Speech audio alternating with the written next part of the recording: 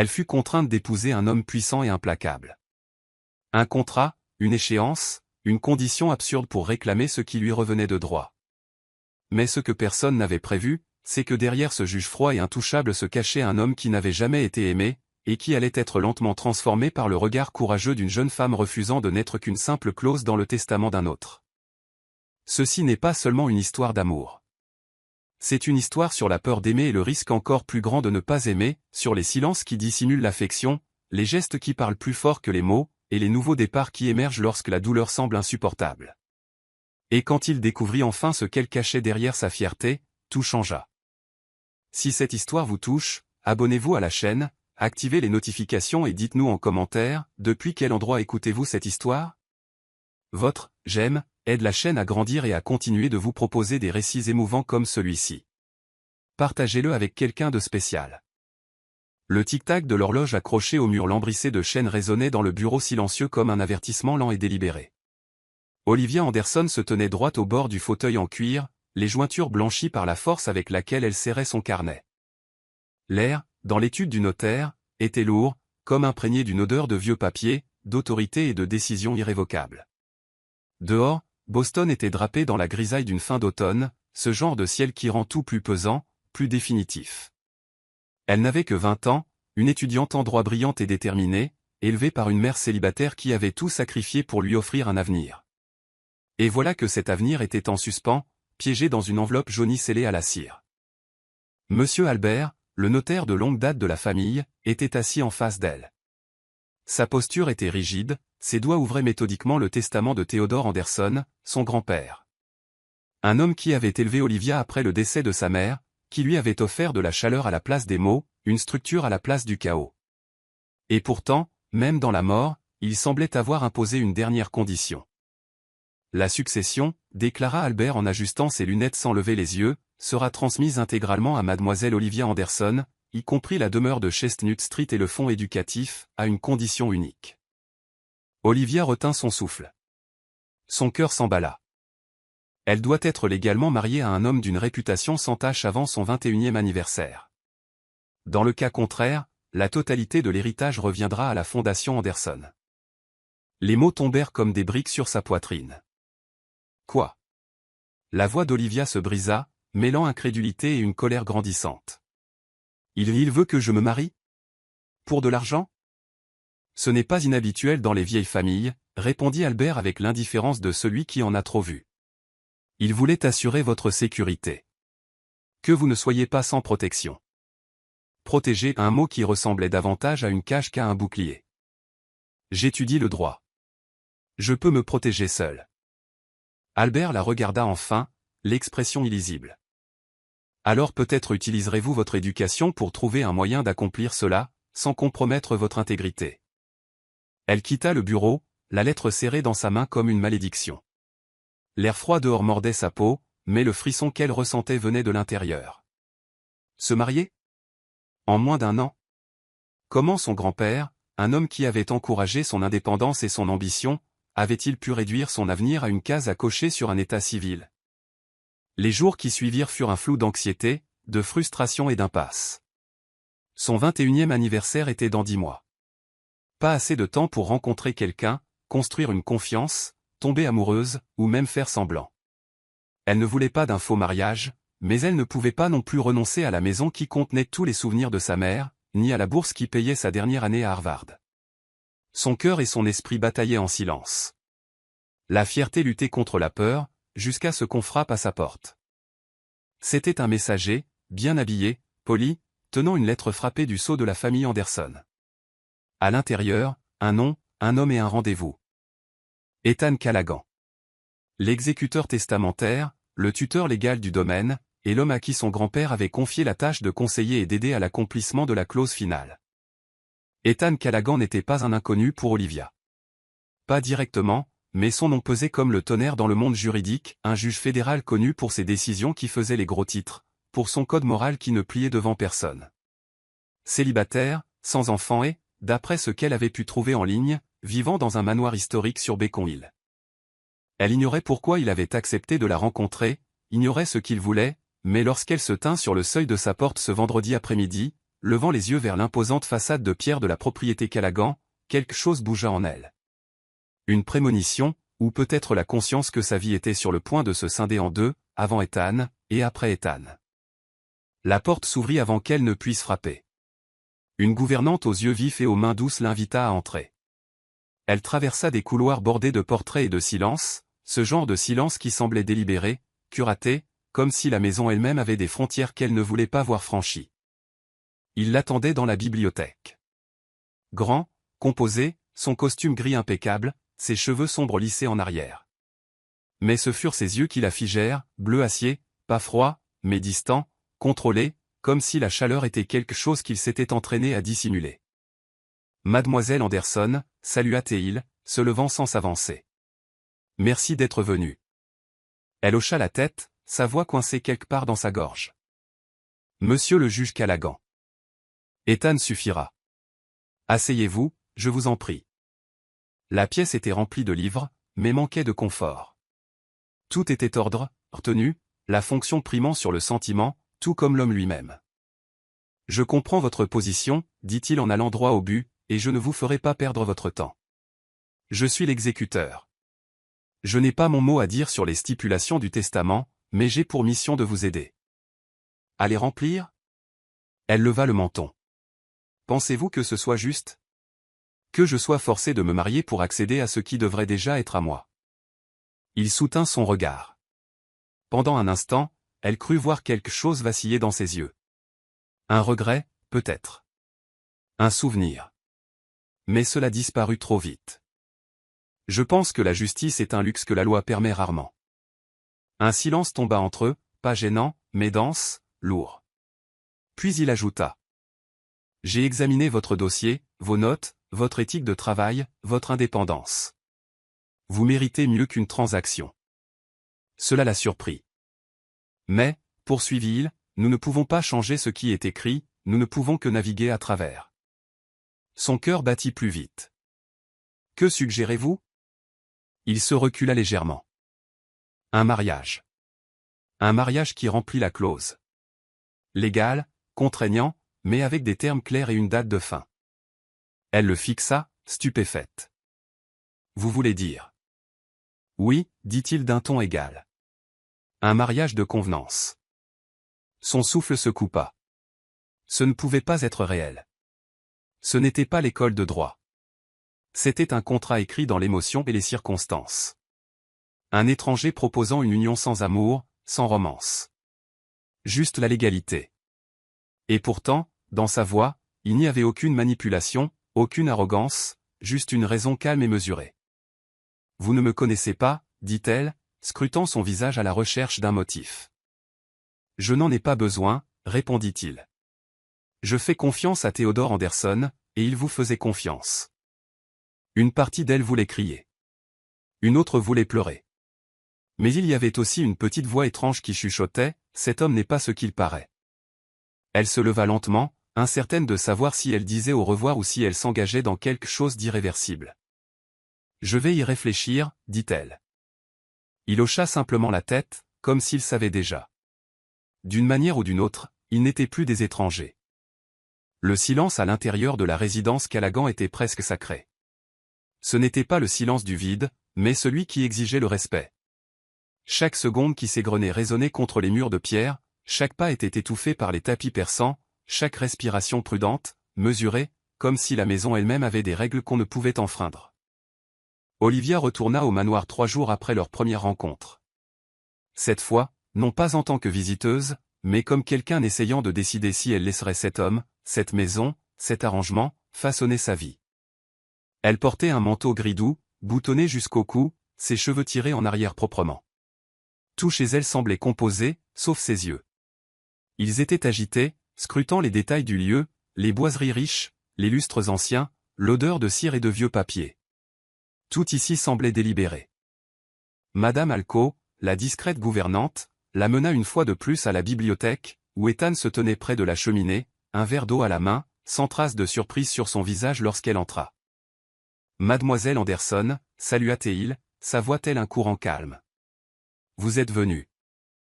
J'avais dit que j'y réfléchirais, répondit-elle en entrant dans la pièce et en retirant ses gants. J'ai réfléchi. Il attendit. Je vais le faire. Un petit hochement de tête, pas de réaction, pas de triomphe, pas de soulagement, juste de l'acceptation. Ethan Callaghan ne faisait pas dans les sentiments, du moins pas de manière visible. Il y aura des documents, dit-il, des accords, des limites. Je suppose que vous voudrez les faire examiner. Je le ferai, répondit-elle. Non pas parce que je ne vous fais pas confiance, mais parce que je veux me faire confiance à moi-même. Cela le fit marquer une pause. Une lueur passa derrière ses yeux, peut-être de l'admiration, peut-être de l'inquiétude. Vous êtes libre de vivre votre vie, poursuivit-il. Ami, court, objectif, rien ne change à moins que vous ne le souhaitiez. Et vous, demanda-t-elle en croisant les bras. Que attendez-vous de cela? Il resta silencieux un instant. Que nous remplissions la clause, discrètement, avec dignité. Que vous ayez accès à votre héritage, et que j'accomplisse mon devoir envers Théodore. Ces mots étaient précis, comme si chaque syllabe avait été pesée avant d'être prononcée. Mais il y avait toujours ce mur autour de lui, pas seulement légal ou émotionnel, quelque chose de plus profond, de plus ancien. Elle l'étudia en silence. Vous connaissiez bien mon grand-père? Oui. Et vous avez accepté ça? Être mon tuteur légal? M'épouser pour un testament? J'ai accepté d'honorer ses volontés, et les vôtres, si vous choisissiez de procéder. Encore ce choix minutieux des mots. Vous séparez-vous toujours de ce que vous ressentez? Demanda-t-elle doucement. Son expression changea, à peine. Les sentiments compliquent la loi, et j'ai bâti une carrière en restant à l'écart.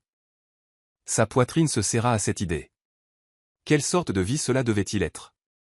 Alors qu'il se dirigeait vers le bureau, sortant un dossier, les yeux d'Olivia parcoururent la pièce. Et pour la première fois, elle remarqua la photo sur l'étagère, un vieux cliché en noir et blanc, un garçon de pas plus de 10 ans, debout entre deux adultes au visage solennel. Ethan. Même enfant, il avait l'air formel, seul, même accompagné. Je vais signer, dit-elle. Il lui tendit le papier. Pas de précipitation, dit-il, mais le mariage devra avoir lieu dans les 60 prochains jours pour éviter des complications avec la succession. 60 jours. Elle avala le poids de ce chiffre. Y aura-t-il des invités? Non, dit-il. À moins que vous ne souhaitiez inviter quelqu'un. Je ne le souhaite pas. Il hocha la tête, comme si cela correspondait parfaitement à ce qu'il avait prévu. Le jour du mariage arriva comme l'hiver, sans fanfare, sans douceur. Il se tenait dans le bureau de l'état civil en centre-ville, entouré du calme stérile des bâtiments administratifs. Pas de fleurs, pas de musique, juste un juge qu'Olivia n'avait jamais vu auparavant, lisant des mots censés lier les cœurs, mais qui ne servaient ici que de formalité. Ethan portait un costume gris anthracite, le même qu'il portait peut-être au tribunal. Olivia portait une robe bleue poudrée qui avait appartenu à sa grand-mère. Les manches étaient un peu lâches, la taille un peu serrée, mais cela lui donnait l'impression que quelqu'un veillait sur elle. Ils signèrent les papiers, prononcèrent les vœux. Personne ne pleura, personne ne sourit. Lorsque le juge leur demanda de sceller la cérémonie par un baiser, Ethan hésita, seulement une seconde, puis se pencha et posa ses lèvres sur les siennes. Doux, distant, un effleurement plus qu'un baiser, un contrat plus qu'une promesse. Puis ce fut terminé. Madame Alco les attendait à la maison, avec 2 verres d'eau pétillante et un plateau de biscuits au citron. Ethan s'excusa avec la formalité d'un homme retournant à une réunion d'affaires. Votre chambre est prête, Madame Callaghan, dit doucement la gouvernante. Olivia tressaillit à ce nom. Elle la suivit dans un couloir silencieux, loin de l'aile principale, passant devant des tableaux qu'elle n'avait pas remarqués auparavant. Des paysages, des routes vides, des collines brumeuses, chaque pièce de la maison semblait refléter l'âme d'Ethan, belle mais inaccessible. La chambre était grande, immaculée, un lit à baldaquin au drap de lin pâle, une fenêtre donnant sur le jardin, un bureau, un coin lecture. Chaque recoin parlait de solitude. Alors qu'elle se tenait près de la fenêtre, la pluie commençant à taper contre la vitre, Olivia sentit le poids de tout cela s'abattre sur elle. Elle avait 20 ans, mariée à un homme qui ne voulait pas d'elle, liée à une maison qui ne ressemblait pas à un foyer, en possession d'un héritage qui ressemblait désormais à un fardeau. Et pourtant, il y avait autre chose, quelque chose qu'elle ne pouvait expliquer, une curiosité, une question, une attraction. Qui était cet homme derrière le masque du juge? Qu'est-ce qui l'avait rendu si prudent avec ses émotions, et y aurait-il quelque chose ou quelqu'un capable de briser cette armure? Les jours après la cérémonie se déroulèrent comme les pages d'une histoire qu'aucun d'eux n'avait écrite, mais qu'ils vivaient désormais tous les deux. À l'intérieur du domaine Callaghan, la vie reprit avec une prévisibilité tranquille. Ethan se levait à 6 heures, quittait la maison précisément à 6h45, et rentrait juste après 20h. Olivia, en revanche, remplissait son temps avec des cours à l'université, des sessions d'études à la bibliothèque et de longues promenades dans l'air vif de Beacon Hill, tout cela pour tenter de faire taire le chaos intérieur. Ils se croisaient, mais se parlaient rarement. Les repas étaient pris séparément. Leurs emplois du temps, bien que non délibérément opposés, ne semblaient jamais se chevaucher par hasard. Mais même dans ce silence, un rythme étrange se formait, un rythme qu'aucun d'eux ne comprenait pleinement, mais qu'aucun ne pouvait ignorer. Un soir, on frappa doucement à la porte d'Olivia. Elle venait de rentrer du campus, son sac encore au sol, son manteau drapé sur la chaise. Ses cheveux étaient en tresses lâches, ses joues rosies par le vent. Elle marqua une pause avant de répondre. C'était Ethan. Il se tenait dans le couloir, aussi composé que toujours, bien que quelque chose dans sa posture, les mains jointes derrière le dos, le poids légèrement décalé, trahisse une hésitation. Je voulais demander. Commença-t-il, si vous seriez disponible pour dîner. Ce soir. Avec moi. Ses sourcils se levèrent légèrement. Dîner? Il hocha la tête une fois. Ici. Juste nous. J'ai pensé. Que ce serait approprié, après tout. Une longue seconde passa, puis une autre. Je viendrai, dit-elle simplement. En bas, la salle à manger était éclairée d'une lumière ambrée douce, pas romantique, juste assez chaleureuse pour paraître moins clinique que d'habitude. Une table pour deux avait été dressée près de la cheminée, le genre de détail qu'Olivia soupçonnait avoir été arrangé par Madame Alco. Elle arriva avec quelques minutes de retard, exprès, et lorsqu'elle entra, Ethan se leva. Elle le remarqua alors, il semblait différent hors du cadre du tribunal. Sa cravate était desserrée, ses manches retroussées une fois. Il ressemblait moins à un juge, et plus à un homme. « Vous êtes élégante, dit-il. » Olivia inclina la tête. Cela sonnait presque comme un compliment. « Parce que c'en est un, » répondit-il sans ironie. Elle s'assit en face de lui, incertaine de la façon d'interpréter son ton. Le repas commença en silence, avec des plats légers servis par la gouvernante, puis retirés discrètement. Ce ne fut qu'au plat principal qu'Olivia prit la parole. « Vivez-vous toujours ainsi » demanda-t-elle en tournant légèrement sa fourchette. « Tant d'espace, si peu de gens. » Ethan jeta un coup d'œil autour de lui. « Cela me convient. L'isolement me convient. » Ses yeux rencontrèrent les siens. « Je ne savais pas que vous étiez passé à la psychologie. »« J'étudie les gens, » dit-elle, la voix assurée. Et le silence en dit long. Sa mâchoire se tendit, à peine. « Et que dit le mien ? Que vous ne voulez pas être vu. »« Pas vraiment. » Il se recula. « C'est une supposition. »« C'est un sentiment, » répliqua-t-elle, et j'ai appris à ne pas ignorer les miens. L'air s'épaissit entre eux, non pas de colère, mais de quelque chose d'électrique. Olivia soutint son regard, refusant de détourner les yeux la première. Puis Ethan expira, juste un changement subtil, et les coins de sa bouche se soulevèrent, à peine. « Vous n'êtes pas ce à quoi je m'attendais. »« À quoi vous attendiez-vous ? Une fille effrayée, désespérée pour son héritage ?» Olivia arqua un sourcil. « Et qu'aviez-vous prévu de faire d'une fille effrayée ?» Il ne répondit pas, non pas parce qu'il n'avait pas de réponse, mais parce que la question elle-même avait tiré quelque chose trop près de la surface. Elle posa doucement sa fourchette. « Je n'ai pas choisi cela, mais je ne vais pas être réduite à un arrangement légal. Je n'ai jamais eu l'intention. »« Vous n'avez pas besoin d'avoir l'intention de rendre quelqu'un invisible, » dit-elle, la voix plus douce maintenant. « Parfois, le silence le fait tout seul. » Une autre pause. Ethan la regarda de l'autre côté de la table, et pour la première fois, il n'y avait pas de bouclier dans son expression, juste une lueur sans défense, peut-être du regret, ou de la reconnaissance. « J'essaierai, » dit-il doucement. Ce n'était pas dramatique, pas grandiose, mais c'était la première chose réelle qu'il lui offrait. Après le dîner, elle aida à débarrasser son propre assiette, refusant toute assistance. Puis, dans le couloir à l'extérieur de la salle à manger, elle s'arrêta. « Je sais que ce n'était pas ce que nous voulions, ni l'un ni l'autre, dit-elle, mais je suis ici maintenant, et je ne vais pas disparaître juste parce que vous trouvez plus facile de prétendre que je ne suis pas là. » Ethan hocha lentement la tête. « C'est juste. » Elle commença à monter les escaliers, puis s'arrêta à mi-chemin et se retourna. « Vous ne me faites pas peur, Ethan, dit-elle. Et vous ne m'impressionnez pas non plus. » Son expression ne changea pas, mais sa respiration, si. Une inspiration calme. « Je ne suis pas là pour impressionner, répondit-il. Alors nous pourrions très bien nous entendre. » Sur ce, elle disparut au tournant, le laissant là, debout, écoutant l'écho discret de ses pas s'estompant à l'étage supérieur. Plus tard cette nuit-là, Ethan se tenait à la fenêtre de son bureau, sirotant un scotch, regardant la pluie tracer des lignes sur la vitre. Elle avait raison. Il avait essayé de la réduire à un contrat, un devoir, une formalité, mais elle avait défié toutes les attentes, non pas avec arrogance, mais avec un feu tranquille. Elle n'était pas bruyante, mais elle était puissante. Et pire, elle lui faisait ressentir des choses qu'il avait réduites au silence il y a longtemps, et maintenant, il ne savait plus comment les faire taire à nouveau.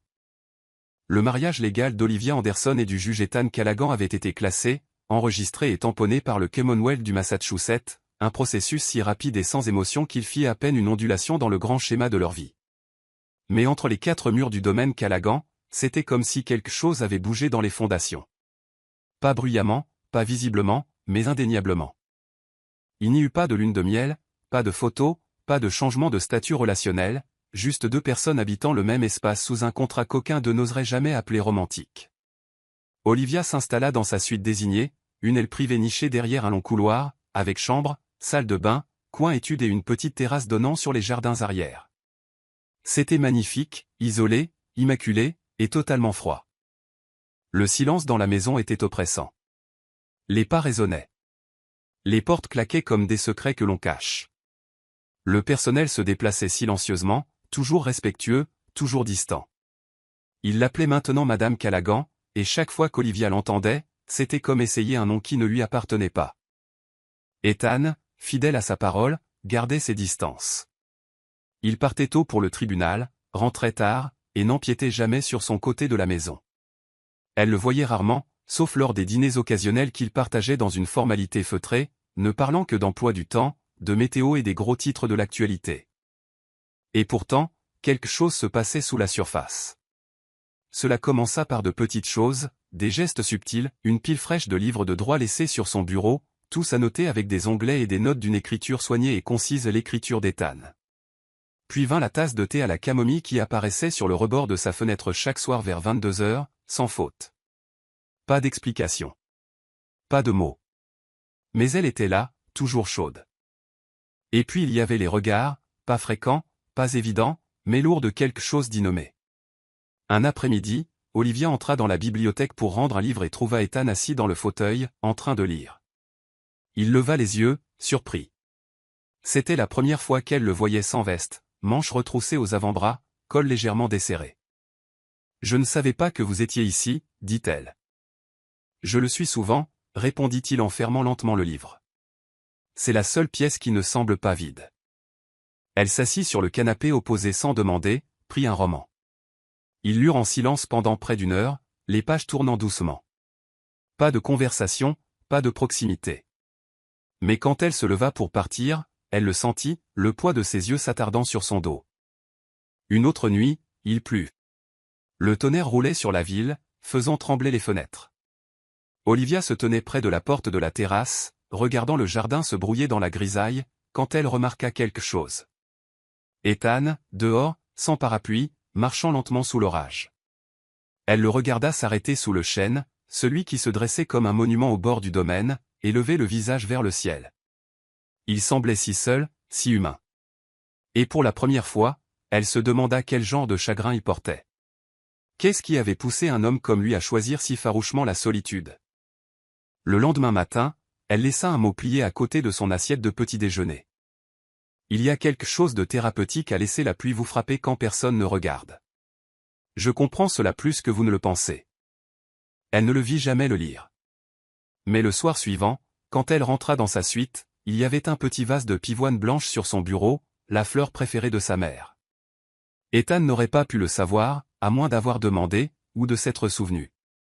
Pourtant, les mots étaient rares. Ils dansaient l'un autour de l'autre comme des étrangers polis à un bal masqué, n'osant jamais démasquer la vérité. Olivia s'habitua au silence, mais ne s'y sentit jamais à l'aise. Elle voulait crier certains soirs, claquer une porte, exiger quelque chose de réel. Mais elle ne le faisait pas, car elle savait qu'Ethan n'était pas prêt. Et elle non plus. Jusqu'à un soir, un vendredi, où tout bascula. Ils étaient tous deux rentrés plus tôt que d'habitude, un rare chevauchement d'emploi du temps. Madame Alco avait préparé le dîner et s'était excusée tôt. La salle à manger semblait plus grande que d'habitude, le lustre au-dessus d'eux projetant des ombres dorées sur la table en acajou sombre. À mi-repas, Ethan prit la parole. « On m'a offert un siège à la cour d'appel. » Olivia leva les yeux, surprise. « C'est majeur. » « Félicitations. »« Je n'ai pas accepté. »« Pourquoi pas ?» Il hésita. « Cela m'obligerait à déménager à Washington. Cela signifierait plus d'exposition, de politique, de compromis. Et vous n'êtes pas un homme qui fait des compromis facilement. » Il la regarda alors, pleinement, ouvertement. « Non, je ne le suis pas. » Elle posa sa fourchette. « Le voulez-vous ? » Je ne sais plus. Cette réponse lui en dit plus sur lui que tout ce qu'il avait pu dire jusqu'à présent. Un long silence suivit, mais il n'était pas froid. Il était contemplatif, honnête.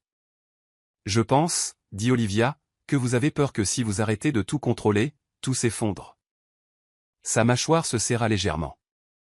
C'est une chose dangereuse à dire à un juge. Ce n'est pas dangereux si c'est vrai.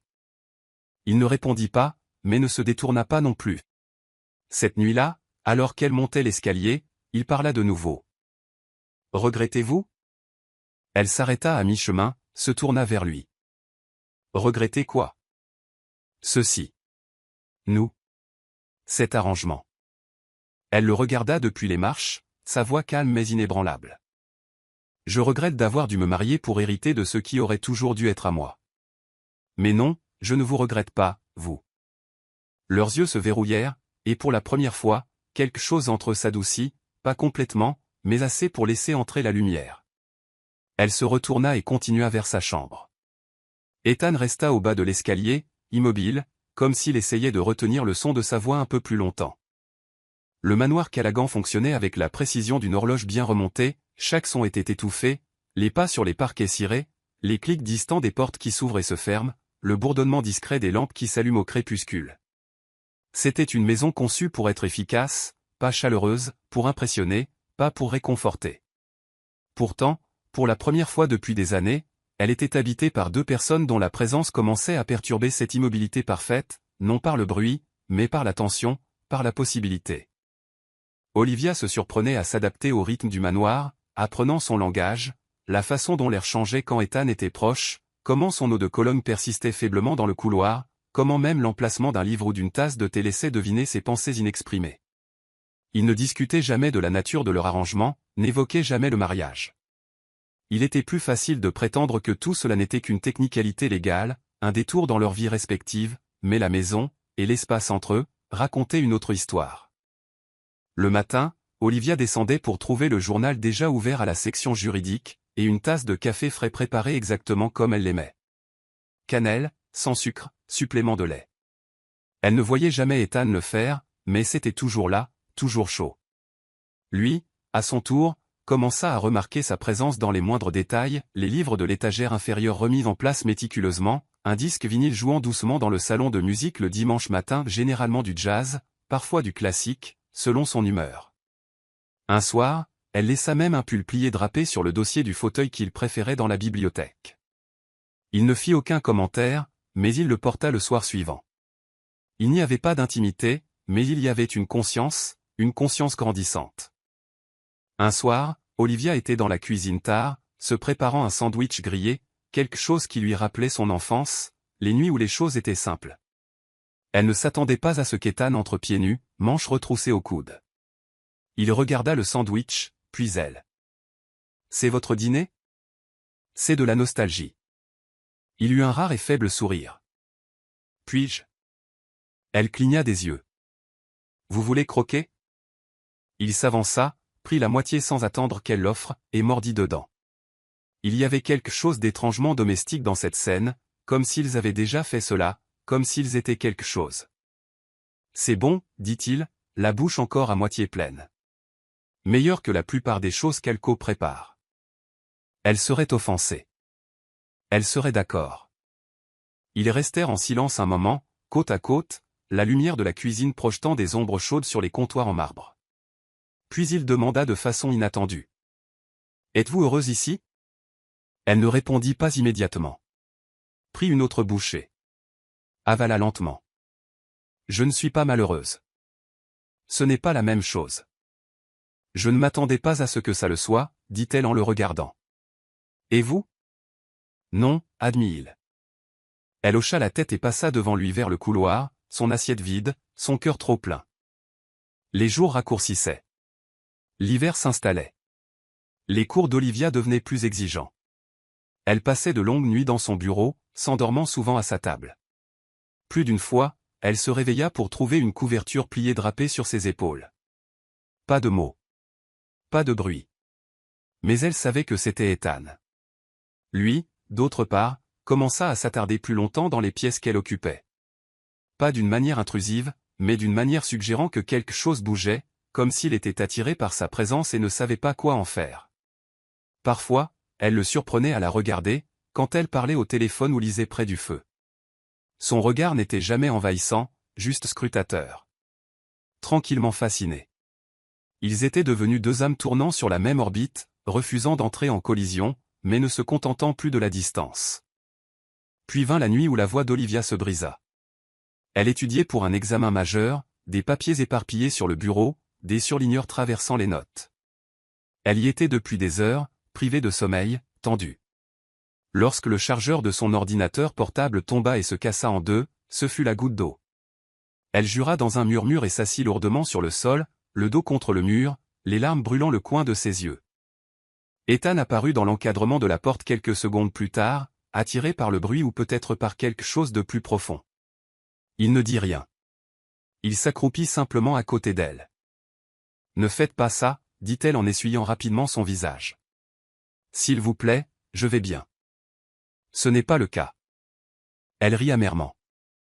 J'ai épousé un étranger pour entrer dans une maison où je ne me sens même pas chez moi. Je dors dans une chambre que personne ne visite. Je parle plus aux murs qu'aux gens, et j'étudie pour des examens comme s'ils étaient la seule chose qui me gardait saine d'esprit. Mais oui, je vais bien. Ce n'était pas de la colère. Ce n'était même pas de la tristesse. C'était de l'épuisement. Le genre qui vous fait vous demander si vous vivez vraiment ou si vous survivez juste. Ethan la regarda un long moment. Puis, lentement, il s'assit à côté d'elle sur le sol. « Je ne sais pas comment réparer ça, dit-il, mais je ne veux pas que vous ressentiez cela, pas ici, pas avec moi. » Elle tourna légèrement la tête, juste assez pour voir la sincérité de son profil. « Vous ne me connaissez même pas. » Il croisa son regard. « J'essaie. » Le silence tomba à nouveau, mais cette fois il était différent, pas lourd, pas froid, juste immobile. Après un moment, Olivia posa sa tête sur ses genoux, et Ethan ne bougea pas. Il resta juste là, assis sur le sol du bureau comme si c'était la chose la plus naturelle au monde. Plus tard, quand elle se leva pour partir, il l'aida doucement, sa main s'attardant juste une seconde de plus que nécessaire. Aucun d'eux ne dit bonne nuit. Ils n'en avaient pas besoin, car pour la première fois depuis le jour où ils avaient signé les papiers, quelque chose de tacite avait changé, et cela ne passerait pas inaperçu. L'invitation était arrivée sur un carton ivoire épais, gaufré de lettres dorées, le genre de formalité réservé aux cercles juridiques les plus exclusifs de Boston. Le gala d'hiver annuel de l'Association des magistrats du Massachusetts, organisé au Ritz-Carlton. Ethan y assistait chaque année, c'était attendu une tradition enveloppée de protocoles, de politesse et de rivalité tacite. Il n'avait pas prévu d'emmener Olivia, mais quelque chose changea lorsqu'il vit l'enveloppe reposer sur son bureau ce matin-là. Il ne le lui demanda pas directement. Il laissa simplement le carton près de son café, une offre silencieuse. Une porte ouverte. Ce soir-là, alors qu'il ajustait ses boutons de manchette devant le miroir de la chambre, il se rappela encore que ce n'était qu'un autre événement, une autre soirée de poignées de main et de hochements de tête. Son travail était de se montrer, de parler poliment, de partir tôt. Il ne s'était pas préparé à ce qu'il ressentit lorsqu'elle entra dans le couloir. Olivia portait une robe vert émeraude profond, modeste dans sa coupe, mais dévastatrice dans sa simplicité. Ses cheveux étaient tirés en un chignon bas, quelques mèches lâches encadrant son visage. Elle ne portait pas de collier, pas de maquillage voyant, juste de la confiance et de la prestance, et quelque chose dans ses yeux qui n'avait rien à voir avec le mariage ou les contrats. Ethan se figea. « Vous vous mettez bien en valeur, dit-elle doucement, ajustant sa boucle d'oreille en attrapant sa pochette. Il s'éclaircit la gorge. « Vous aussi. » Elle sourit faiblement.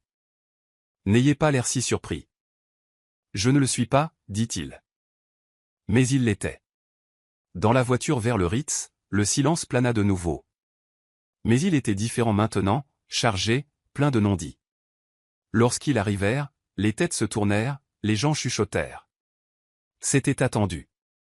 Ethan Callaghan n'amenait jamais personne, ne sortait jamais publiquement, n'apparaissait jamais avec une femme à son bras, et maintenant il traversait la salle de bal avec Olivia, posée et calme, comme si elle avait toujours appartenu à ce monde. La soirée se déroula dans une élégance rodée, discours, toasts, conversation autour du vin et des bougies vacillantes. Olivia évoluait avec grâce, se présentant sans excuse, tenant bon, même lorsqu'elle était questionnée par des juges 3 fois plus âgés qu'elle. Ethan la regardait plus qu'il ne le voulait, la façon dont elle se tenait, l'intelligence derrière ses réponses, la façon dont elle ne rétrécissait pas face aux attentes, mais s'élevait pour les rencontrer sans une once d'arrogance. Puis vint le moment. Ce fut subtil, tranchant, cruel. L'une des épouses, une femme plus âgée connue pour ses commentaires glacials, se pencha vers Olivia et demanda avec une fausse douceur. « Pardonnez-moi, ma chère, je dois juste demander. Que fait-on exactement après avoir épousé un juge? Vous lisez-vous le code civil avant de dormir ?» La table gloussa, polie, contrôlée. Ethan sentit la tension dans sa colonne vertébrale. Il ouvrit la bouche pour répondre, mais Olivia fut plus rapide. Elle sourit doucement et se pencha juste assez pour être entendue. « Je trouve que les hommes vraiment forts n'ont pas besoin d'impressionner par leur pouvoir. Ils protègent leur douceur. C'est le genre d'homme que j'ai épousé. » Silence. Puis un rire stupéfait. Et enfin des applaudissements, pas forts, mais sincères, de la part d'une des juges plus âgées de l'autre côté de la table. Ethan resta très immobile. La pièce autour de lui devint floue un instant, les lumières du lustre s'adoucirent, et tout ce qu'il pouvait voir, c'était elle. Olivia. Elle ne l'avait pas seulement défendu, elle l'avait vu, l'homme derrière la robe noire, l'homme qui ne savait pas qu'il avait encore besoin que quelqu'un croie qu'il était plus qu'une machine à verdict. Lorsque la soirée toucha à sa fin et que les invités commencèrent à dériver vers les sorties, Ethan s'attarda près des portes de la salle de bal, attendant qu'Olivia revienne d'une discussion avec un groupe d'étudiants en droit. Elle s'approcha, serrant son châle autour de ses épaules. « Prêt ? » demanda-t-elle. Il ne répondit pas tout de suite. Il la regarda juste. Vraiment regarder. « Ce que vous avez dit tout à l'heure. »« Je le pensais, » répondit-elle sans ciller. Une longue pause. « Je ne me souviens pas de la dernière fois que quelqu'un a dit quelque chose comme ça à mon sujet, » dit-il. Alors peut-être qu'il était temps que quelqu'un le fasse. Ils quittèrent le Ritz en silence. Mais c'était le genre de silence qui suit une révélation. De retour au manoir, la maison était sombre et immobile. Olivia se tourna pour se diriger vers son aile, mais Ethan l'arrêta au bas de l'escalier. « Attendez. » Elle se retourna. Il hésita, sa main à moitié levée avant de retomber sur son côté. « Je pensais que la force consistait à être inébranlable, intouchable. Mais vous, ce soir, vous m'avez montré autre chose. »« Qu'est-ce que je vous ai montré ?» demanda-t-elle, la voix à peine au-dessus d'un murmure.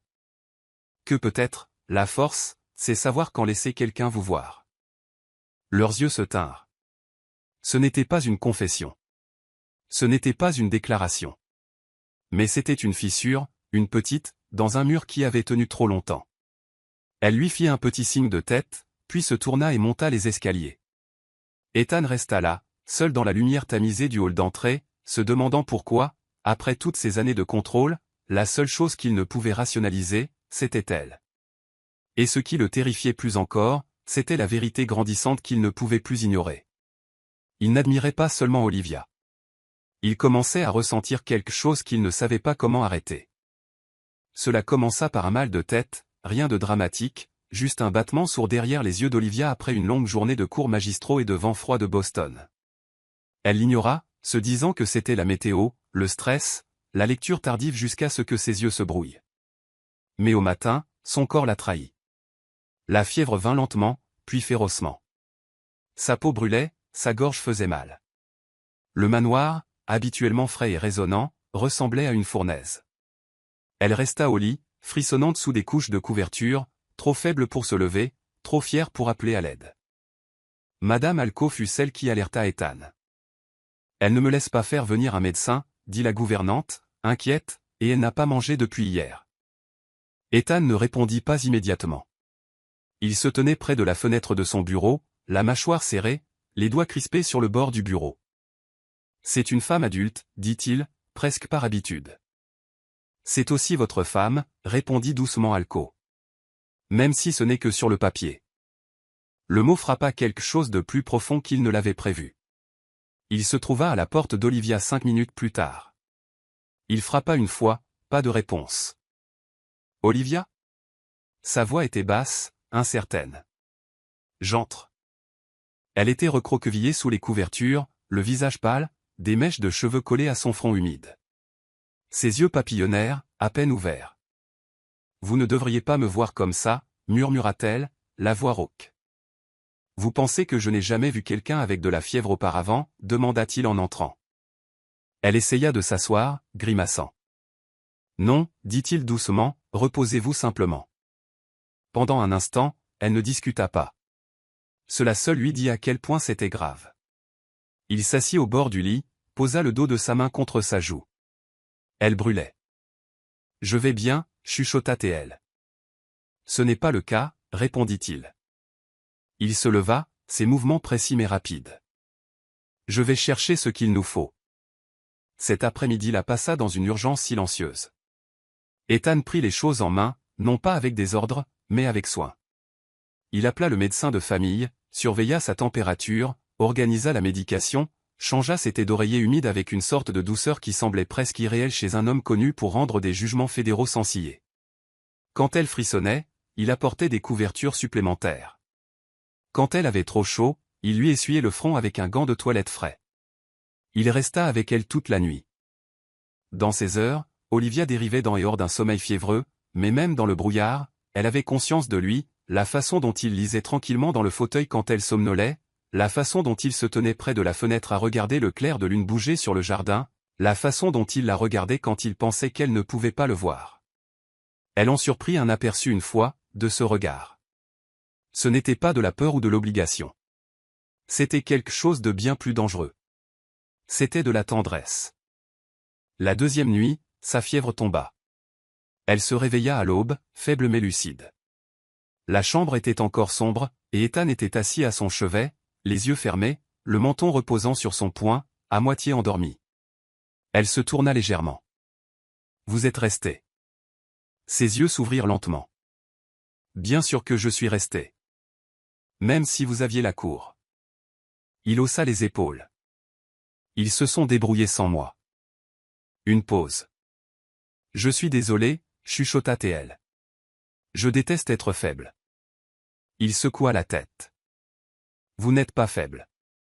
Vous êtes humaine. » Elle laissa ses yeux se fermer à nouveau, submergée par la chaleur dans sa voix. Puis quelque chose se produisit qu'elle n'avait pas prévu. Ethan tendit la main, lentement, comme s'il n'était pas sûr d'avoir la permission, et écarta une mèche de cheveux de son front. « Vous m'avez fait peur, » dit-il doucement. Son cœur rata un battement. Il n'était pas un homme qui admettait la peur. « De quoi aviez-vous peur ?» demanda-t-elle, à peine au-dessus d'un souffle. Il ne répondit pas tout de suite. « De vous perdre avant d'avoir vraiment eu la chance de vous connaître. » Son souffle se coupa. Elle rouvrit les yeux, scrutant son visage. « Que faisons-nous, Ethan ?» Une autre pause. Il détourna le regard un instant, vers la fenêtre. « Je ne sais pas, » admit-il, « mais je sais que je ne veux pas arrêter. » Ces mots restèrent suspendus dans l'air comme de la brume. Pas tout à fait une confession, pas tout à fait une promesse. Mais ils déplacèrent quelque chose entre eux. Plus tard ce jour-là, alors qu'elle se reposait plus confortablement, elle trouva un petit mot plié sur sa table de nuit, de l'écriture nette d'Ethan. La force n'est pas l'absence de maladie. C'est permettre à quelqu'un de prendre soin de vous quand vous êtes trop fatigué pour faire semblant. Elle le fixa longuement, et pour la première fois depuis son entrée dans cette maison, Olivia ne se sentit pas comme une obligation. Elle se sentit chérie. Ce soir-là, Ethan se tenait à nouveau devant sa chambre, incertain de frapper. Mais avant qu'il ne puisse décider, la porte s'ouvrit, et Olivia se tenait là dans sa robe de chambre, pâle mais souriant faiblement. « Je pense que je pourrais avaler un peu de thé, dit-elle. Il s'écarta. « Alors préparons-le ensemble. » Ils marchèrent vers la cuisine côte à côte, encore enveloppés dans le calme des vérités inexprimées.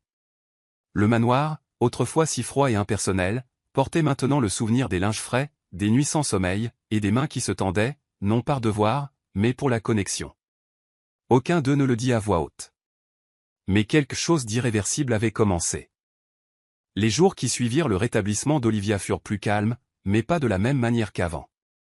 Le silence entre elle et Ethan avait maintenant un son différent, le son d'un souffle partagé, d'un espace émotionnel qui, bien qu'encore indéfini, ne pouvait plus être nié. Il retourna au travail, mais envoyait maintenant de courts messages pendant la journée. Des choses simples. Avez-vous pris un café? Vous êtes-vous assez reposé? Elle répondait toujours avec une touche d'ironie douce, mais il y avait quelque chose de nouveau dans la façon dont elle attendait ses messages, comme si l'habitude d'être dans les pensées de quelqu'un avait trouvé une place dans son cœur. Ethan changea aussi. Il devint plus présent sans être intrusif, plus attentif sans être étouffant. Les silences entre eux cessèrent d'être des murs et commencèrent à devenir des ponts, mais ce fut l'inattendu qui testa ce nouveau lien. Un vendredi après-midi froid, Olivia était à l'université, donnant une présentation orale devant un jury exigeant. La salle était bondée, la chaleur des radiateurs contrastant avec l'air froid du couloir. Elle avait peu dormi, mangé encore moins, et bien qu'elle fût déterminée à maintenir son calme, son corps avait d'autres plans. Les mots commencèrent à se bousculer, sa vision se brouilla, puis soudain, ce fut le noir complet.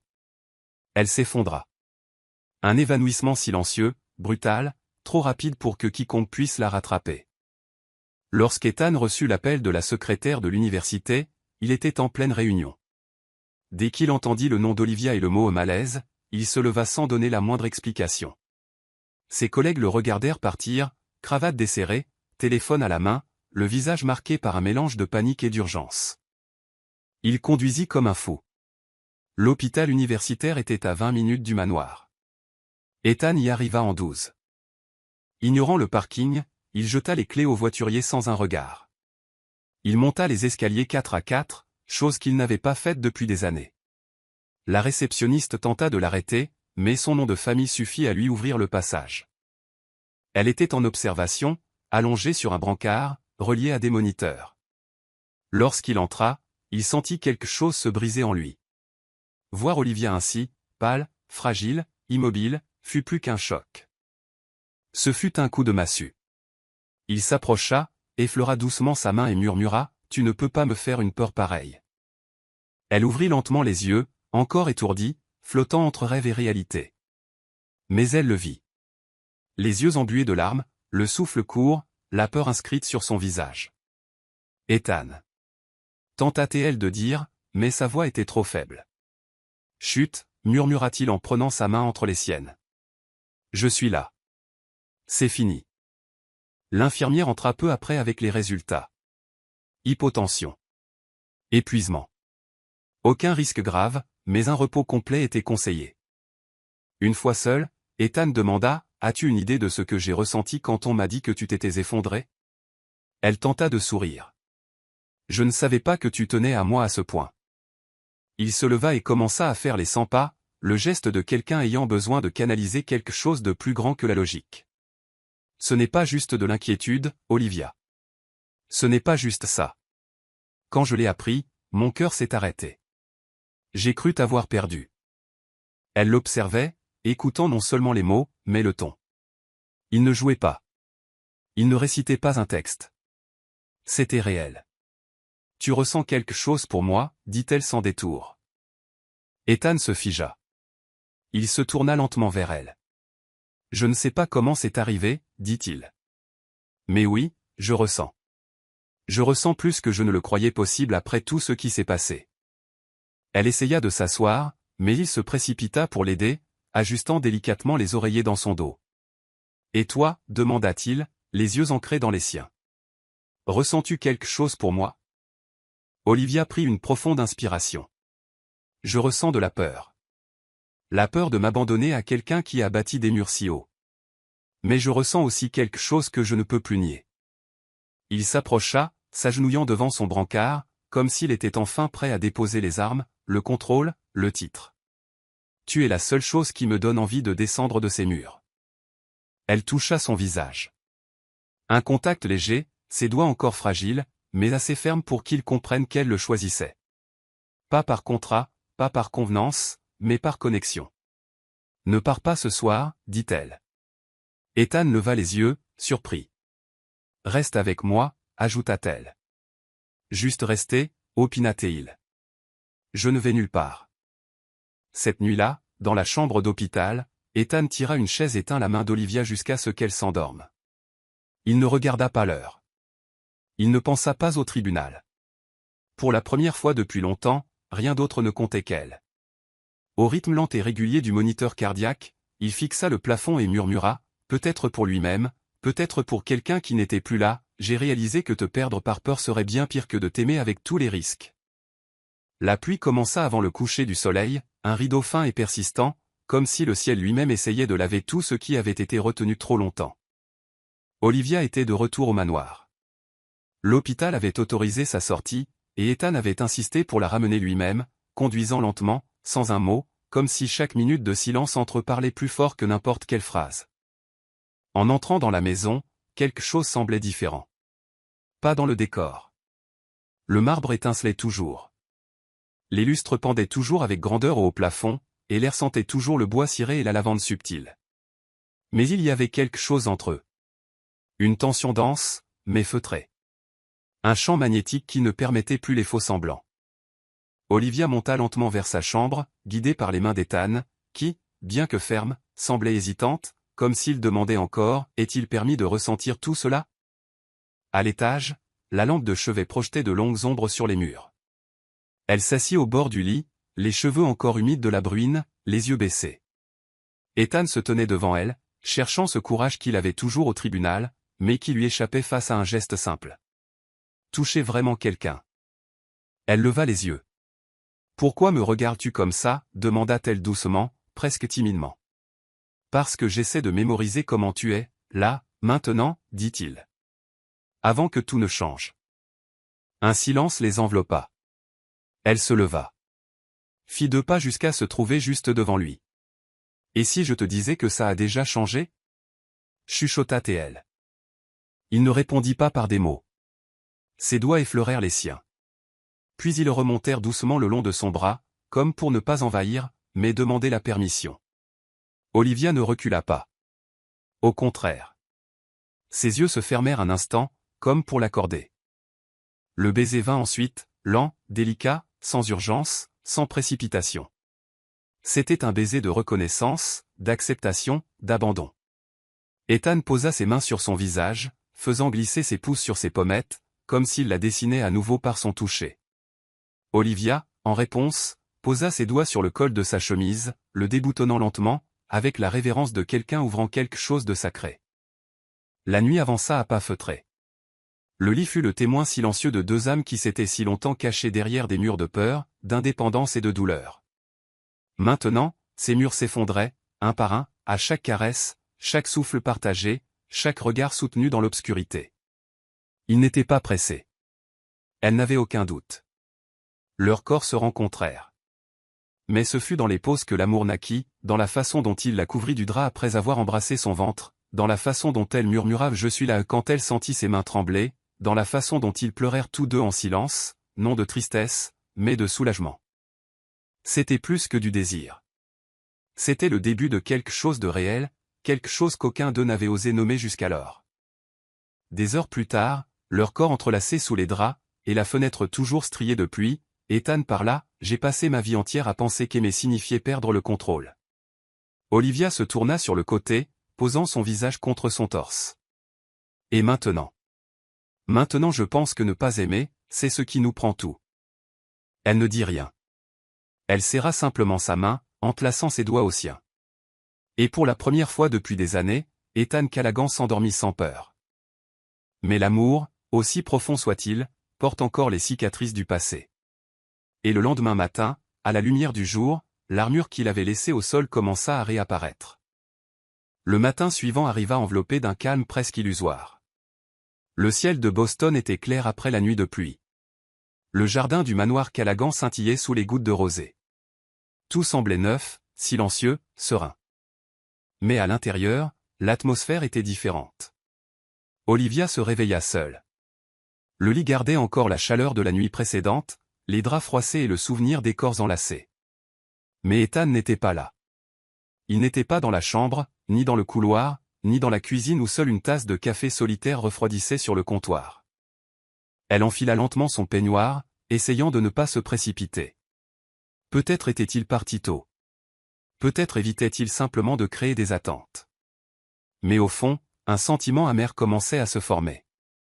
En descendant à la bibliothèque, elle trouva le premier indice de la distance qui s'installait. Le livre qu'il lisait la veille était de retour sur l'étagère, à sa place exacte, comme s'il n'avait jamais été ouvert. Et sur la table, un dossier juridique qu'il examinait depuis des semaines, tout était en place, tout était impersonnel, le contrôle était revenu. Quand elle le trouva enfin dans son bureau, il était debout, dos tourné, regardant par la fenêtre. Le même homme qu'avant, costume impeccable, épaules tendues, masque remis en place. « Bonjour », dit-elle, essayant de paraître légère. Il se tourna lentement. « Bonjour. » C'était tout. Pas de sourire, pas de proximité, aucune trace de la nuit qu'ils avaient partagée. Elle attendit qu'il dise quelque chose, n'importe quoi. Mais elle ne reçut que du silence. Et c'est là qu'elle sut qu'il fuyait à nouveau. « Tu vas vraiment faire comme s'il ne s'était rien passé ?» demanda-t-elle, la voix basse mais ferme. Ethan ne répondit pas immédiatement. Son regard erra dans la pièce avant de revenir à ses yeux. « C'était une erreur, Olivia. » Les mots tombèrent entre eux comme du verre brisé. Elle cligna lentement des yeux. « Une erreur ? Je me suis laissé emporter. J'ai perdu ma concentration. Cela n'aurait pas dû arriver. » Elle croisa les bras. « Tu as perdu ta concentration ? Ou tu as perdu le contrôle ?» Il prit une profonde inspiration, mais ne répondit pas. « Tu m'as dit que tu avais peur d'aimer. Et la nuit dernière, tu n'avais pas cette peur, » poursuivit-elle, la gorge serrée. « Mais maintenant, avec le soleil qui se lève, tout cela redevient une menace, n'est-ce pas ? » « Tu ne comprends pas, non, » l'interrompit-elle. « Je comprends parfaitement. Tu préfères la sécurité de ne rien ressentir. Tu préfères la solitude parce que personne ne peut te décevoir là-bas, pas même toi-même. » Son silence confirma tout. Olivia recula de 2 pas, les yeux humides. « Merci de m'avoir montré qui tu es vraiment. » Puis elle monta à l'étage. Elle entra dans la chambre et fit ses valises calmement. Chaque mouvement était un adieu silencieux. Elle plia les robes jamais portées, emballa les livres achetés pour étudier dans le jardin. Elle mit de côté la tasse qu'il lui avait offerte et la laissa sur la table de nuit. Elle n'emporterait pas de souvenirs qui font mal. Lorsque Madame Alco la trouva dans le couloir, Olivia tenait déjà les clés de la voiture. « Où allez-vous, ma chérie ? » « Assez loin d'où je ne suis pas la bienvenue, » répondit-elle sans colère, juste avec épuisement. La gouvernante, les yeux baissés, hocha simplement la tête. Mais avant qu'Olivia ne franchisse la porte, elle lui tendit une enveloppe. « Il m'a demandé de garder ça pour vous. Il l'a écrite il y a des semaines. Je ne sais ni pourquoi ni quand, mais je pense que c'est le bon moment. » Olivia prit l'enveloppe, mais ne l'ouvrit pas. Pas encore. Elle se rendit à l'appartement de sa meilleure amie, Lorraine, dans le centre de Boston. Les premiers jours, elle ne parla pas beaucoup. Elle dormait, mangeait peu, étudiait pour occuper son esprit. Mais le silence la rongeait. Car ce n'était pas juste une déception. C'était le deuil de quelque chose qui venait à peine d'éclore et qui avait été arraché avant de pouvoir fleurir. Elle regardait l'enveloppe chaque jour, sans le courage de l'ouvrir, sans la certitude de vouloir entendre ce qu'il avait à dire avant qu'il ne la détruise avec ses mots. Jusqu'à ce que, 5 jours plus tard, cela arrive. C'était en fin d'après-midi. Le ciel était lourd, et elle rentrait de la fac, marchant seule dans la rue où elle prenait habituellement le métro. Tout se passa trop vite pour qu'elle le remarque. 2 hommes. Une tentative d'agression. Une bousculade. Une chute. Une menace chuchotée à son oreille. Et puis, le crissement de pneus freinant brutalement. La voix. Lâchez-la. Tout de suite. C'était Ethan. En costume, désarmé, avec les yeux les plus dangereux qu'elle ait jamais vus. L'un des agresseurs s'enfuit. L'autre hésita. Et en quelques secondes, Ethan fut sur lui, protégeant Olivia de son corps, comme si elle était la chose la plus précieuse au monde. La police arriva peu après, mais Olivia entendait à peine ce qu'il disait. Elle n'entendait que les battements de son propre cœur. Elle ne sentait que ses mains tenant les siennes. « Ça va ?» répétait-il. Elle hocha la tête, les yeux pleins de larmes. « Comment savais-tu que j'étais là ?» demanda-t-elle, la voix tremblante. Il prit une profonde inspiration. « Parce que même quand tu es parti, je n'ai jamais cessé de te chercher. Je n'ai jamais pu arrêter de m'inquiéter. » Elle le regarda quelques secondes. Après tout ça, il était toujours là. Pourquoi, Ethan? Et c'est là, au milieu de la rue mouillée, avec les sirènes en fond sonore et le ciel lourd de nuages, qu'il dit, parce que j'ai réalisé que te perdre par peur serait bien pire que de t'aimer avec tous les risques. La nuit qui suivit l'agression fut remplie de silences différents. Pas les silences froids et défensifs d'avant, mais des silences qui accueillaient, qui guérissaient, qui disaient sans mots, je suis là et je ne vais nulle part. Ethan insista pour rester avec Olivia à l'hôpital pour les examens, même après que les médecins lui eurent assuré qu'elle allait bien physiquement. Il resta près du brancard, tenant sa main, les yeux fixés sur elle comme s'il craignait qu'elle ne disparaisse s'il clignait des yeux trop longtemps. Elle ne dit rien. Elle ne demanda pas d'explication, n'exigea pas de réponse, mais elle ne retira pas sa main, et cela voulait dire beaucoup. Ce ne fut que sur le parking, des heures plus tard, qu'Ethan rompit enfin le silence. « Veux-tu rentrer à la maison ?» La question n'était pas une imposition, c'était une invitation, une requête. Olivia le regarda sérieusement. « Quelle maison ?» Ethan inspira profondément. « Celle qui n'est pas faite que de murs. Celle qui commence quand tu entres et que je suis vraiment là. » Elle soutint son regard quelques secondes, puis acquiesça sans rien dire, et c'est ainsi qu'ils rentrèrent, ensemble. Au manoir, tout semblait pareil, mais aussi différent, comme si le lieu avait absorbé l'absence d'Olivia et se réorganisait maintenant autour d'elle, autour d'eux. Ethan changea, non pas de manière théâtrale, mais dans l'essence. Il commença à l'attendre pour le petit déjeuner, à l'emmener personnellement à l'université, à écouter ses histoires de la journée avec une réelle attention. Plus seulement une présence physique, mais un investissement émotionnel.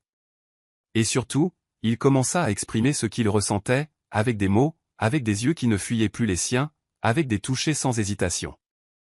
Un après-midi, en la voyant dans la bibliothèque en train de souligner un livre de droit pénal, il entra avec une tasse de thé à la main et dit « Je suis très fier de toi. » Elle leva la tête, surprise. « Pourquoi ? » « Parce que tu n'abandonnes pas, » répondit-il. « Ni toi-même, ni moi. » Elle sourit, ce sourire qui venait du coin de ses yeux, et il sentit à nouveau que c'était le bon endroit, le bon choix. 2 semaines plus tard, il l'invita à dîner, non pas dans la salle à manger silencieuse de la maison, mais dans le jardin, sous un ciel brodé d'étoiles, avec des bougies allumées et une musique douce en fond. Olivia trouva l'ambiance étrange, mais ne posa pas de questions. Elle portait une robe légère, ses cheveux épinglés sur le côté, sa peau illuminée par le clair de lune. Ethan la regardait comme si elle était le centre de toute son existence. Après le dessert, il se leva lentement, sortant quelque chose de la poche de sa veste, une petite boîte bleu marine. Olivia se figea. « Ethan. » « Chut, dit-il avec un sourire calme. Cette fois, il n'y a pas de testament, pas d'échéance, pas de clause. Il s'agenouilla. Il n'y avait pas de public, pas de formalité. Juste la vérité. Je suis tombé amoureux de toi dans les détails, commença-t-il. Dans les silences, dans la façon dont tu marches dans la maison sans demander la permission, dans la façon dont tu me confrontes sans peur, et surtout dans la façon dont tu m'as vu, même quand je ne pouvais pas me voir moi-même. Elle porta sa main à sa bouche, les yeux brillants. Olivia Anderson, poursuivit-il. Veux-tu m'épouser? Pour de vrai? Sans obligation? Sans contrat? Juste nous, et tout ce que nous sommes, avec nos imperfections, avec notre courage, avec amour. Elle ne répondit pas tout de suite. Elle descendit lentement de sa chaise, s'agenouilla devant lui et sortit ses mains de ses poches. Oui, dit-elle, la voix étranglée, mais à une condition. Ethan fronça les sourcils, surpris. Que tu ne me dises plus jamais que l'amour est une erreur. Il sourit. Plus jamais. Et là, sous le ciel de Boston, entre la brise printanière et les cicatrices du passé, deux cœurs, unis autrefois par devoir, battaient maintenant à l'unisson par choix, par décision, par amour. Mais la vie, toujours la vie, leur réservait une dernière révélation, une surprise, une bénédiction qui changerait à jamais le sens du mot famille. Un an plus tard, Boston s'épanouissait dans les douces teintes du printemps, comme si la ville entière respirait un peu plus facilement. Les arbres autour de Harvard s'habillaient d'un vert tendre, les bancs du parc étaient remplis de rires, de livres et de pâtisseries fraîches. C'était la saison des nouveaux départs, et personne ne le savait mieux qu'Olivia. Elle monta sur l'estrade de l'auditorium, avec le pas assuré de quelqu'un qui avait affronté bien plus que des examens pour en arriver là. Ses yeux s'illuminèrent lorsqu'elle repéra dans le public un homme en costume sombre, aux cheveux légèrement décoiffés, arborant une expression mêlant fierté, émotion et dévotion silencieuse. Ethan. Elle tenait son diplôme à deux mains, non comme un trophée, mais comme un symbole de dépassement, de persistance, et d'un amour qui avait commencé à l'envers pour retrouver le chemin de la vérité. Après la cérémonie, ils marchèrent ensemble vers la voiture, entourés de camarades et de famille. Alors, avocate de la défense, demanda-t-il en lui ouvrant la portière avec un sourire contenu. Oui, répondit-elle. Celle qui croit aux secondes chances. Il la regarda en coin. Est-ce une allusion? Peut-être, dit-elle avec ce sourire qu'il connaissait si bien. Les mois suivants apportèrent une routine différente. Il ne s'agissait plus de silence défensif ou de gestes prudents. Il s'agissait de déjeuner à des heures improbables, de nouvelles plantes sur le porche, d'Ethan lisant ses dossiers avant de dormir, d'Olivia organisant sa bibliothèque par couleur juste pour l'embêter, de petites disputes et de réconciliations encore plus douces, car aucun d'eux ne savait plus comment vivre en guerre avec l'autre. Le manoir Callaghan s'était transformé. Le bruit de ses pas remplissait les couloirs. La musique qu'Olivia mettait en cuisinant se déversait dans les pièces. Même Madame Alco riait plus souvent. Le temps, au lieu d'effacer, semblait solidifier l'amour entre eux. Mais rien ne les avait préparés à ce qui allait arriver par un après-midi pluvieux d'avril. Olivia se sentait différente depuis quelques jours, une fatigue qui ne passait pas, une nausée subtile mais récurrente. Elle essaya de l'ignorer jusqu'à ce que le vertige la prenne pendant une audience, l'obligeant à demander une pause. C'est Lorraine, son amie, qui suggéra le test. Juste pour écarter l'idée, avait-elle dit en tendant à Olivia une boîte de pharmacie discrète. Olivia fixa le petit objet comme si elle tenait un secret sur le point d'exploser. Lorsque la deuxième barre apparut, le monde s'arrêta. Silence. Larmes. Et puis le rire. Un rire nerveux. Surpris. Incrédule. Et enfin, un sentiment nouveau. Une sorte d'amour qui n'avait pas encore de nom. Ce soir-là, elle ne le lui dit pas immédiatement. Elle attendit qu'Ethan rentre, qu'il enlève ses chaussures, desserre sa cravate, s'assoit sur le canapé avec un verre de vin et le journal. Elle attendit le moment où il la regarda et dit, presque instinctivement, « Tu es différente aujourd'hui. » Elle s'approcha de lui, s'assit à ses côtés, prit sa main et la posa doucement sur son ventre. « Parce que nous sommes trois maintenant. » Ethan se figea. Le temps s'arrêta un long moment. Il la regarda, les yeux écarquillés, comme s'il avait besoin de confirmation. Olivia hocha la tête, les yeux pleins de larmes. « Tu vas être père, Ethan. » Et alors, pour la première fois depuis qu'elle le connaissait, il pleura sans honte. Ce n'était pas une larme unique. C'étaient de vraies larmes. Celles de quelqu'un qui croyait autrefois que l'amour était une menace et qui le ressentait maintenant comme une bénédiction. Les mois qui suivirent furent une danse entre attente, projet et peur.